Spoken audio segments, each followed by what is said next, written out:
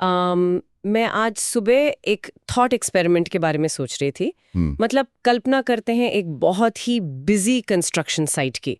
50 मंजिला इमारत बन रही है और क्रेन्स लगातार भारी सामान ऊपर ले जा रही हैं। राइट। और वहाँ काम करने वाले मजदूरों के लिए ना कोई सेफ्टी नेट है, ना उन्हें सही क्वालिटी के हेलमेट्स दिए गए हैं। एग्जैक्टली। यानी सेफ्टी रूल्स की पूरी तरह से अनदेखी की गई है। अब इस भयानक लापरवाही के बीच अगर एक दिन किसी मजदूर का पैर फिसलता है और ऊंचाई से गिरकर उसकी मौत हो जाती है। बहुत ही ट्रैजिक सिचुएशन है ये। हाँ, लेकिन जब पुलिस आती है तो ठेकेदार का पहला डिफेंस क्या होता है? वो कहता है मैंने उसे धक्का नहीं दिया, मेरा उसे मारने का कोई इंटेंशन नहीं था। और टेक्निकली देखा जाए तो वो सही भी कह रहा है। बिल्कुल सही कह रहा है। उसका इंटेंशन यानी इरादा किसी की जान लेने का तो था ही नहीं। राइट। लेकिन क्या इसका मतलब ये है कि कानून की नज़र में वो निर्दोष है? क्या एक इंसान की जान जाने को सिर्फ एक अनफॉर्चुनेट एक्सीडेंट मान के फाइल बंद की जा सकती है? क्रिमिनल लॉ की दुनिया में ना ये सबसे पेचीदा और ब्लरी इलाकों में से एक है। और यही हमारे आज के इस डीप डाइव का मिशन भी है।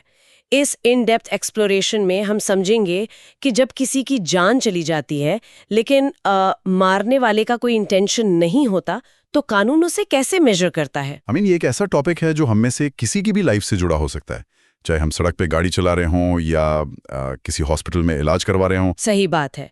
तो हमारे पास आज काफी सारे लीगल डॉक्यूमेंट्स हैं।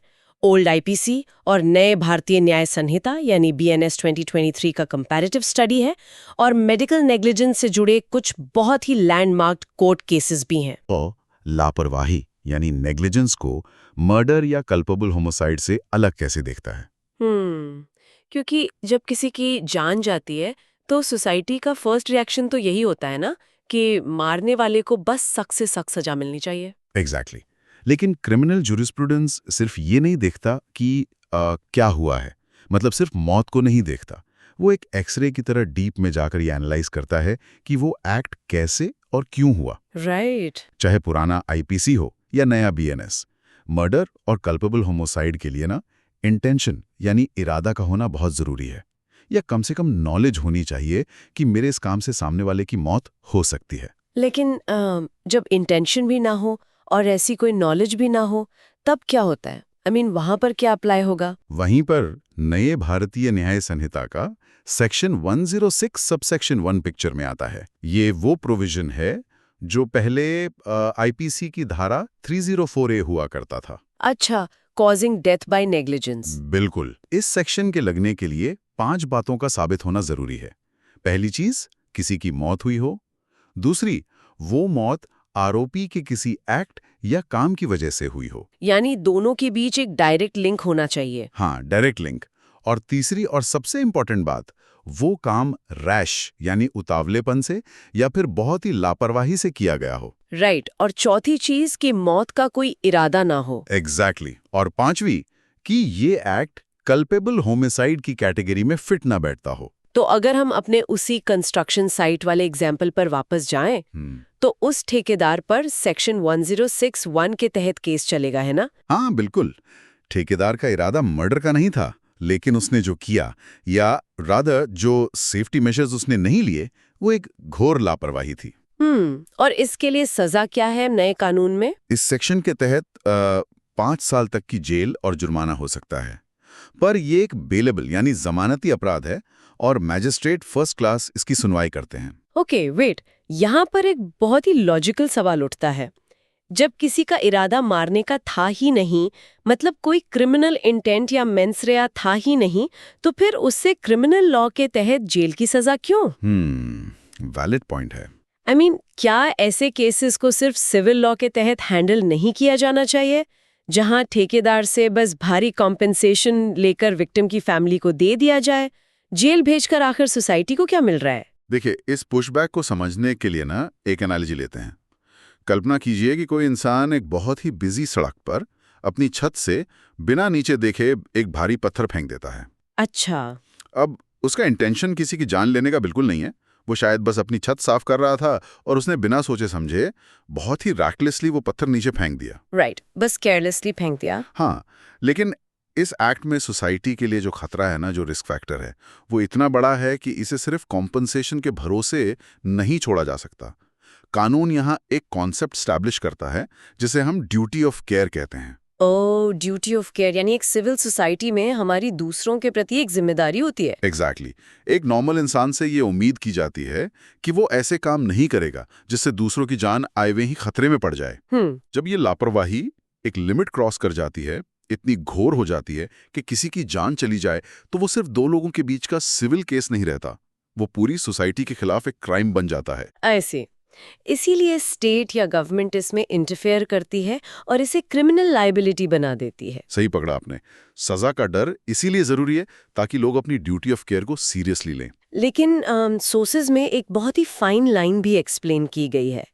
अगर उस पत्थर फेंकने वाले इंसान को ये पूरी तरह से पता था, उसके पास ये नॉलेज थी कि नीचे भारी भीड़ है, हाँ, और उससे पता है कि इतना बड़ा पत्थर गिरेगा तो किसी की मौत होना तय है, तो अगर ये प्रूव हो जाता है तो क्या होगा? फिर तो गेम ही चेंज हो जाएगा। वो केस सेक्शन 1061 की नेग्लिजेंस से बाहर निकलकर सीधा सेक्शन 100 के तहत कल्पेबल होमोसाइड बन जाएगा, क्योंकि वहां नॉलेज आ गई। वाओ, यही क्रिमिनल लॉ का वो फाइन लेंस है, इंटेंशन, नॉलेज और नेग्लिजेंस। बिल्कुल, ये तीन एलिमेंट्स ही डिसाइड करते हैं कि कोई एक ब्रूटल मर्डरर है या सिर्फ एक बहुत ही केयरलेस इंसान। ये तो हो गई एक आम इंसान या ठेकेदार की बात, जहां लापरवाही पर 5 साल की सजा है। लेकिन अब इस डीप डाइव को थोड़ा उस डायरेक्शन में ले जाते हैं जहां ये इशू बहुत सेंसिटिव हो जाता है। आप डॉक्टर्स की बात कर रही हैं, राइट? हाँ, उन लोगों का क्या जिनका प्रोफेशन ही जिंदगी बचाना है। क्या एक डॉक्टर से हुई चोक को भी उसी स्केल पर मेजर किया जाएगा जिस पर एक रेकलेस ड्राइवर को? मेडिकल नेग्लिजेंस सच में एक बहुत ही हीटेड टॉपिक है, और हमारे सोर्सेज इसके लिए सुप्रीम कोर्ट के एक बहुत ही हिस्टोरिक डिसीजन की तरफ पॉइंट करते हैं। Jacob Matthew versus state of Punjab 2005 का केस। इस केस का बैकग्राउंड क्या था एग्जैक्टली? देखिए, इसमें एक हॉस्पिटल में एक क्रिटिकल पेशेंट एडमिट था। अचानक उसे सांस लेने में प्रॉब्लम होने लगी। जब तक डॉक्टर और स्टाफ भाग कर आए, पता चला कि वहां ऑक्सीजन सिलेंडर अवेलेबल ही नहीं था। Oh no. या जो था वो खाली था। इस केओस और बेसिक मेडिकल इक्विपमेंट की कमी की वजह से पेशेंट की डेथ हो गई। तो फैमिली ने डॉक्टर्स पर सीधा क्रिमिनल नेग्लिजेंस का केस ठोक दिया। उनका लॉजिक यही रहा होगा कि हॉस्पिटल में ऑक्सीजन का ना होना डायरेक्टली डॉक्टर्स की गलती है। बिल्कुल, उन्होंने कहा इनको जेल होनी चाहिए। अब जब ये मैटर सुप्रीम कोर्ट पहुंचा तो कोर्ट के सामने एक बड़ी पाशुपेश थी। एक तरफ पेशेंट के राइट्स थे और दूसरी तरफ मेडिकल प्रोफेशन का प्रैक्टिकल नेचर। तो कोर्ट ने क्या डिसाइड किया? डायरेक्शन ही बदल दी। अच्छा। कोर्ट ने साफ कहा कि एक प्रोफेशनल डॉक्टर और एक आम इंसान की लापरवाही को एक ही चश्मे से नहीं देखा जा सकता। हाँ। कोर्ट ने कहा कि डॉक्टर्स के खिलाफ क्रिमिनल केस तभी बनेगा जब लापरवाही ग्रॉस नेग्लिजेंस के लेवल की हो, यानी अत्यधिक और घोर लापरवाही, यानी सिविल नेग्लिजेंस, जहां कॉम्पेंसेशन दिया जाता है, और क्रिमिनल नेग्लिजेंस के बीच एक सॉलिड लाइन खींच दी गई। एग्जैक्टली। एक नॉर्मल ह्यूमन एरर या इलाज का कोई ऐसा मेथड चूज करना जो बाद में गलत साबित हो, उसे आप क्राइम नहीं मान सकते। क्राइम तब होगा जब डॉक्टर ने कुछ ऐसा किया हो जो कोई भी रीजनेबल डॉक्टर अपने होश और हवास में कभी ना करे। Make sense. लेकिन नए कानून में यानी बीएनएस में इस हिस्टोरिक जजमेंट को कैसे इनकॉर्पोरेट किया गया है? बीएनएस के सेक्शन 106(1) में ना एक नया प्रोवाइजो जोड़ा गया है, एक स्पेशल क्लॉज। इसमें साफ लिखा है कि रजिस्टर्ड मेडिकल प्रैक्टिशनर्स यानी आरएमपीज के लिए सजा की मैक्सिमम लिमिट सिर्फ 2 साल होगी। वेट, सिर्फ 2 साल? जबकि आम नागरिकों के लिए 5 साल है। हाँ, और इसके साथ ही एक और बड़ा प्रोटेक्टिव शील्ड दिया गया है। अब किसी भी डॉक्टर को क्रिमिनल नेग्लिजेंस में तुरंत अरेस्ट नहीं किया जा सकता। ओह, अरेस्ट से पहले कोई प्रोसीजर है? बिल्कुल। पुलिस को पहले किसी दूसरे गवर्नमेंट डॉक्टर से एक इंडिपेंडेंट मेडिकल ओपिनियन लेना होगा। जब तक वो इंडिपेंडेंट डॉक्टर ये सर्टिफाई नहीं करता कि हाँ, ये सच में ग्रॉस नेग्लिजेंस है, तब तक नो क्रिमिनल एक्शन। देखिए, इस पॉइंट पर कोई भी ये सोच सकता है कि क्या ये डॉक्टर्स को लॉ से वीआईपी ट्रीटमेंट मिल रहा है?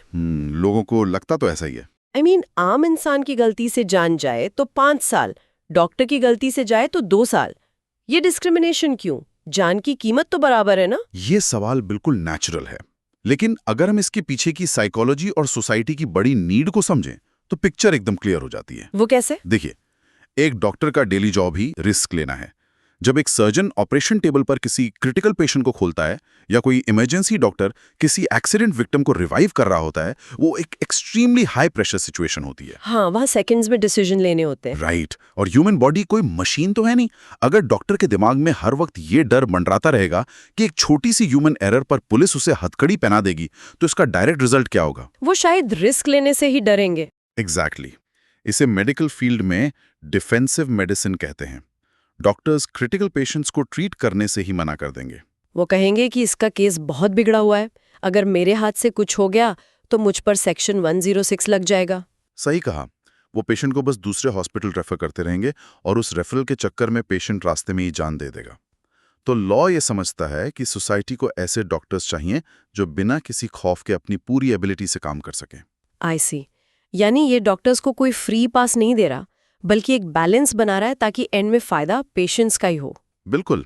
लॉ ह्यूमन एरर और क्रिमिनल नेग्लिजेंस के बीच का फर्क बहुत अच्छे से समझता है। अच्छा, डॉक्टर्स की बात से ये तो क्लियर है कि लॉ उन्हें प्रोटेक्ट करता है जो गुड फेथ में जान बचाने की कोशिश कर रहे हैं।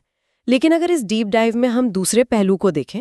आप हिट एंड रन की बात करने वाली हैं, राइट? हाँ, अगर कोई सड़क पर लापरवाही से गाड़ी चलाकर एक्सीडेंट कर दे और एक घायल इंसान को वहीं तड़पता हुआ छोड़कर भाग जाए, तब बीएनएस का स्टैंड क्या है? वहां अगर ना कानून का रुख बहुत ही सख्त और अग्रेसिव हो जाता है।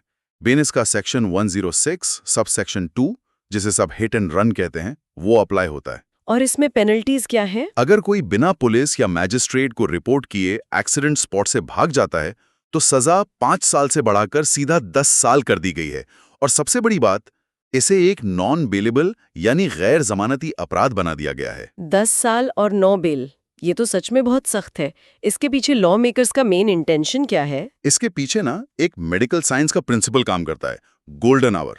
एक्सीडेंट के बाद का पहला 1 घंटा सबसे क्रूशियल होता है। राइट। अगर उस 1 घंटे में मेडिकल हेल्प मिल जाए तो बचने के चांसेस काफी बढ़ जाते हैं। बिल्कुल। कानून बस यही चाहता है कि जिसने एक्सीडेंट किया है वो भागे नहीं, वो थोड़ी इंसानियत दिखाए, एम्बुलेंस बुलाए, ताकि उस गोल्डन आवर में एक जान बचाई जा सके। आइडियली देखा जाए तो ये बहुत ही ह्यूमेन लॉ लगता है। लेकिन जब ये लॉ पास हुआ था तो हम सब ने देखा था कि कंट्री में एक भूचाल आ गया था। हाँ, ट्रांसपोर्ट वर्कर्स और ट्रक ड्राइवर्स ने मैसिव प्रोटेस्ट किए थे। वही मैं सोच रही थी, एक ऐसा ग्रुप जो खुद हर वक्त सड़क पर रहता है, वो एक जान बचाने वाले कानून का इतना फियर्सली विरोध क्यों कर रहा था? इसका रीजन इंडिया की सड़कों की एक बहुत ही डार्क रियलिटी में छिपा है। ड्राइवर्स का आर्ग्यूमेंट ये था कि अगर वो एक्सीडेंट के बाद रुके और घायल की मदद करने की कोशिश की तो वहां मौजूद भीड़ उन पर अटैक कर देगी। एग्जैक्टली। उन्हें मॉब लिंचिंग का बहुत भयानक डर होता है। हमें पता है कि एक्सीडेंट के बाद आसपास की भीड़ कितनी जल्दी वायलेंट हो जाती है। वो सच्चाई नहीं देखते, बस बड़ी गाड़ी वाले पर टूट पड़ते हैं। ये तो सच में एक बहुत ही डरा देने वाला पॉइंट ऑफ कॉन्फ्लिक्ट है। एक तरफ ब्लीडिंग विक्टिम है जिसे हेल्प चाहिए, और दूसरी तरफ एक पैनिकिंग ड्राइवर है जिसे अपनी जान का खतरा है। तो नया बीएनएस इस कॉन्फ्लिक्ट को कैसे बैलेंस करता है? बीएनएस यहाँ बहुत ही स्मार्ट अप्रोच लेता है। पहली बात, उसने भीड़ के वायलेंस पर भी सख्ती दिखाई है। बीएनएस सेक्शन 1032 के तहत मॉब लिंचिंग को पहली बार एक अलग और सीरियस क्राइम बनाया गया है। ओह, तो मॉब लिंचिंग के लिए अलग से सजा डिफाइन की गई है। हाँ, अगर 5 या उससे ज्यादा लोग मिलकर किसी की जान लेते हैं तो उन्हें लाइफ इम्प्रिजनमेंट या डेथ पेनल्टी तक हो सकती है। Wow, that's huge. लेकिन ड्राइवर का क्या, जो उस वक्त भीड़ से घिरा हुआ है? कानून इतना अंधा नहीं है। अगर किसी ड्राइवर को लगता है कि भीड़ सच में उसे मार डालेगी तो वो वहां से अपनी जान बचाकर भाग सकता है। सेल्फ डिफेंस सबका राइट है। लेकिन एक कंडीशन के साथ, आई एज्यूम। बिल्कुल। वो इंसिडेंट स्पॉट से तो भाग सकता है, लेकिन अपनी लीगल रिस्पॉन्सिबिलिटी से नहीं। उसे एक रीजनेबल टाइम के अंदर किसी सेफ जगह पर पहुंचकर पुलिस या मैजिस्ट्रेट को इंसिडेंट रिपोर्ट करना ही पड़ेगा। और अगर वो पुलिस से छुपता रहा? अगर वो एविडेंस मिटाने की कोशिश करता है और बाद में पकड़ा जाता है, तब उस पर सेक्शन 1062 का दंडा चलेगा, वही 10 साल की सजा और नो बेल। और अगर उसने खुद पुलिस स्टेशन जाकर रिपोर्ट कर दिया? तो वो वापस सेक्शन 1061 की कैटेगरी में आ जाएगा, जहां सजा मैक्सिमम 5 साल है और क्राइम बेलेबल है। ये एसेंशियली ड्राइवर को एक सेफ एग्जिट रूट देता है, बिना विक्टिम को कंप्लीटली अबैंडन किए। अमेजिंग। तो अगर आज के इस पूरे डीप डाइव को सम अप किया जाए तो एक बात बहुत क्लियरली उभर कर आती है कि भारतीय न्याय संहिता सिर्फ डेथ को एक आइसोलेटेड इवेंट की तरह नहीं देखता। सही कहा। वो डीपली एनालाइज करता है कि डेथ किन हालातों में हुई। इंटेंशन, नॉलेज और नेग्लिजेंस, इन तीनों के बीच का वो पतला सा धागा ही डिसाइड करता है कि एक क्रिमिनल एक्ट है या एक अनफॉर्चुनेट ह्यूमन एरर। कानून हर केस की साइकोलॉजी और उसके सोशल इम्पैक्ट को नापने की कोशिश कर रहा है। बिल्कुल, क्रिमिनल ज्यूरिस्प्रूडेंस इसी बैलेंस का नाम है। इस डीप डाइव को क्लोज करते हुए एक ऐसी थॉट है जो आई एम श्योर हम सबको फ्यूचर के बारे में सोचने पर मजबूर कर देगी। हमारी टेक्नोलॉजी बहुत स्पीड से आगे बढ़ रही है, राइट? डेफिनेटली। आज 120 की स्पीड वाले हाईवेज हैं, massive tech driven construction sites हैं, और तो और हॉस्पिटल्स में एआई और रोबोटिक सर्जरीज आ चुकी हैं।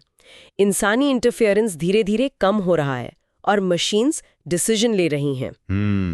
और उसके साथ रिस्क का स्केल भी एक्सपैंड हो रहा है। वही मेरा पॉइंट है। इन फास्ट चेंजिंग सिनेरियोज में नेग्लिजेंस और एक्सीडेंट के बीच की वो लाइन आगे जाकर और भी धुंधली हो जाएगी।